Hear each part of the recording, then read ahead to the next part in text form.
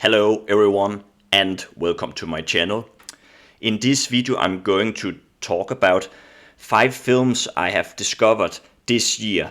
And these films doesn't necessarily have to be the greatest films in my opinion. They are just interesting, and there were some of those I discovered this year that I hadn't seen before. And the first one I'm going to mention is this film, Drive My Car, from 2021, directed by Ryusuke Hamaguchi. Yeah, it's a Japanese film, so I'm not so good at Japanese names. But it's a very good film that I have actually reviewed on my channel. It's a road trip film, if you can call it that. And but what it really does is it really explore grief in a very mature and nuanced way, I feel like, because these two people you're seeing here, she's like the driver for him, and you're understanding that both are grieving for something. And I'm not going to spoil that much about what they are grieving of, but I found this film, although it's very simple, it has an interesting structure. There are some surprises during this film where it goes in a direction I didn't expect. So yeah, I would recommend it, and yeah, you can go and watch my review of it as well. Another film I saw for the first time this year is La Belle Noiseuse from 1991. I think it's directed by Jacques Rivette, and it's a French film, 4 hours long. And the main character in this film is Michel Piccoli. You know, he plays this artist who wants to make his final masterpiece. And then he's going to paint Emmanuel Bert's character, who is very young at this time and is very much naked in this film. Actually, she's pretty much naked in all of her scenes, so it's I don't know what to call this film except an art film. It's an art film about a man making art. I found it very interesting. It's long and it's it is very slow in some aspects, but it's kind of hypnotic in a weird way. I found it. And it has great sound effects. You know, you can hear the nature sounds in the summertime. You know, hear the different insects, and you know, just the way that Michel Piccoli breathe, and you can hear him paint. It has a very atmospheric and relaxing sound that I really admire. I really like the sound in this film. It's also very well filmed, but it's not really a film that I normally would have enjoyed, I think, but there's something about this that is captivating. One thing though I'm curious about, because like I said, Emmanuel Bert's character is very much naked in all of the film. I wonder how a heterosexual woman would think of this film actually. Would it have a different would it change the film? Would it be too, how should I say, sexualized? I'm curious actually, because I don't know if you know, I think like Emmanuel Bert's character, she is like almost like an object, you know, for a man to be, and Michel Piccoli, although he's an artist, he very much desires her, no doubt about it. And I think viewers would perhaps also desire her, or at least heterosexual men would feel that. So I just have that thing. I'm just curious, and that's the thing about this film, that it makes me think. It's not everything in the film I am so keen on, because I think it's something like Emmanuel Bert has a boyfriend who actually wants Michel Piccoli to make a painting of her, but then he becomes jealous all of a sudden, and then he also has an affair with another girl, a woman who just shows up for some reason. And that aspect I found very, very cliched. I didn't like that at all. So that was a bit. This is the weakness I have for this film. But overall, I found it very. It is a film I have to rewatch someday again, because there's something about it. It's hypnotic. Yeah, I would recommend this film. Another film I watched this year is Coup de Chance. It's Woody Allen's latest work that he made in 2023. and it's kind of a comedy thriller. There's a man who discovers that his wife has an affair with another man, and then he wants to do something about it. And it goes in some interesting directions. I feel it's definitely not a great film by any means, but I found it was charming. And I enjoy Woody Allen film in France for some reason. For example, my favorite Woody Allen film is Midnight in Paris. So I didn't mind that he just made a film only with French actors.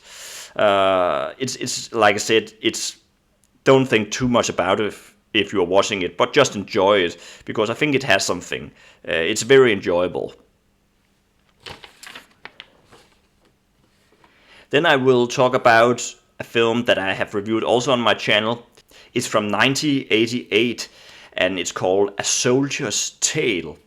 And it's actually from a New Zealand production, but it's taking place in France during the Second World War. And we are following Gabriel Byrne's character as a soldier, and he discovers Marion Basler's character, who is a French woman who lives in the countryside. But he quickly discovers that she's very attractive, but he also discovers that the French wants her because she has done something perhaps a bit criminal towards the French. But he kind of wants to protect her as long as she perhaps can give him some pleasure. That is kind of the plot of this film. It's very, very good. I feel like I have no idea why this film isn't recognized more. And usually I talk about films that perhaps is recognized and is a bit more old Hollywood style films, but this is definitely not an old Hollywood style film. It's very dark and gritty. I feel this has mature themes, and you're not quite sure who is the heroes and villains in this film. It is, in that sense, it's very gray in terms of the characters. It has something that I feel in the middle that something happens, and I'm not going to spoil it, so in case you have not watched it, but there's something in the middle where it's a bit controversial, and I don't like that, and I think the film also was criticized for doing it, but I feel it's a pity that it has been kind of forgotten just because of that, because otherwise it's really, really good. It's not really a war film, it's more an intimate drama between two people. It's just taking place during the war, and then there's some ethical dilemmas. I watched this on Prime Video in the spring, and it was in really, really poor quality. And I also think it was on YouTube as well, also in poor quality. So my wish for this film is like it can get a restoration someday, because I feel it deserves it, and I hope if some of you manage to watch it one day, you will speak up about it as well, if you of course enjoy it, because I think it deserves it. I would recommend it. And the last film I'm going to talk about is Juror number 2. And it's Clint Eastwood's latest work. I think it was from last year in 2024. And for some reason it wasn't really discovered that much. Nobody went to see it in the cinema, I think. So I think it went out to streaming very, very quick. And I don't know why, because it's Clint Eastwood who's made it and has good actors in it. And I have to admit, it's one of his best films, or at least of those I have seen. I've never been a huge Clint Eastwood fan, not as a director anyway. Sometimes I feel like his films lack something, or at least his very famous ones. I think I've mentioned this before, but I have never liked Unforgiven or Mystic River, which I know many people adore, but they were not for me. But Juror number 2, I feel like is worth watching. It's a great courtroom drama, but it's also have a dilemma, because one of the juror members has a secret that is related to the case, and more I'm not going to spoil in case of you are not watching it.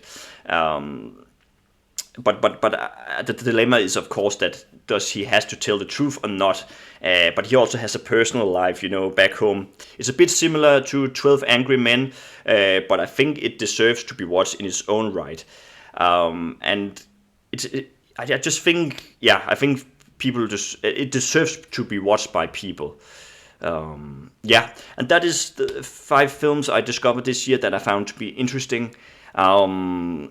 And this will also be the final video I will make this year. So I just want to say thank you for everyone who is watching some of my videos and has made comments over this year. I really appreciate it. I want to quick mention 3 YouTubers who I really enjoy watching, and I've mentioned I have seen their videos and they have seen some of mine as well. Of course, Mike Bartlett, who I've made 4 videos with. He has his great channel, so go and check that out. I think he's called Michael Bartlett Film. That is his film channel, and I would put a link in the description. But really a wonderful channel, and he's a great guy. Steve for Films, I also really enjoy. He makes a bit different videos where he puts clips by some films that he has seen and liked. And he has some very good editing in them. But he has also made some collaboration videos, also with Mike actually, which I really enjoyed. So go and check his channel out as well. And the last one I want to mention is, I think it's called Neil's movie channel. And he's one I discovered this year. He has a huge collection of movies, and he also talks about a lot of different stuff. I really enjoy his style. I will put again a link in the description to all of their channels.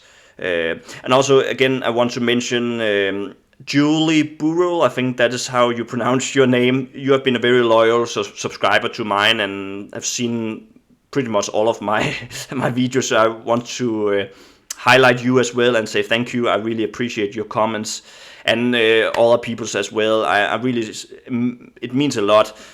Also the support I've got to my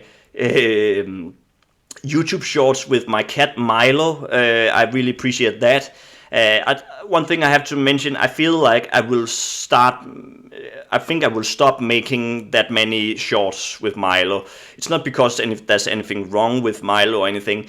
I've just lost a bit interest in it, and I realized someday that I think I've gotten most views or most subscribers because of those shorts, and I feel like I don't really want that. I don't want my channel to be about my cat, even though I really appreciate the support. But I would rather have that people watching it for the movie stuff. But I'm not saying that I'm not posting any shorts with him again. I just think it will be less and less. And next year I will continue making different stuff. Of course, reviews. I would like to also talk a bit more about music. I've thought about it for a long time, and I have made some videos related to music, but I've just not really found out completely how to do it. I've seen a lot of people making reactions to songs, or maybe talks about their favorite songs, and I could do that as well, but I don't want it to be too cliched, and it has to be a bit different, so I'm not saying I'm going to talk about music, but I just want to do something a bit different than only movies, because sometimes I lose a bit inspiration when I'm making only videos about movies. But I've tried to make some different stuff this year. I also made, in the beginning of the year, I made videos about my favorite movies from 1930s until the present. So I like doing that. And perhaps I will do something similar, but we will see. But otherwise, thank you so much for watching, and I hope you will all have a very great Christmas and a happy New Year, and I will be back next year. See you. Bye.